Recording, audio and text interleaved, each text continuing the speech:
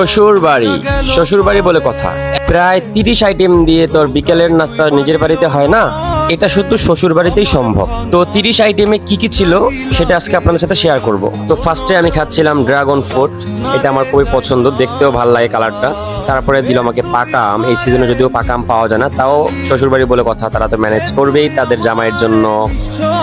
অনেক মিষ্টি ছিল, আমি ভাবতে পারি না যে এই দিনে পাকা আম এত মিষ্টি হবে। তারপরে আমাকে দিল এটা বিলাতি গাব, এটা কোন জেলায় কি নাম বলে আমি জানি না, আপনারা একটু কমেন্ট করে জানায় দিন। আমাদের দেশে এটাকে বলে বিলাতি গাব, মানে সাদা গাব যেটা। গাব দিল, গাবটা আমি খুব মজা করে খাইলাম। তারপরে গাবটা একটু আপনাদেরকে দেখাই, এখানে ছিল আম, পাকা আম। তারপরে দিল তরমুজ, তরমুজটা এখন সিজনাল ফল। তারপরে কাঁঠালটা ছিল, কাঁঠালটা আনসিজনাল কাঁঠাল। আমার শালিকা নিজ হাতে পুডিং তৈরি করেছে, এত মজা আর দেখতে এত সুন্দর। আর এটা ছিল একটা স্যুপ, যেটা থাইল্যান্ডের পাতায়া থেকে আমার শ্বশুরা কাকি দিয়ে যেন আনিয়েছিল, খুবই চমৎকার একটা স্যুপ। আর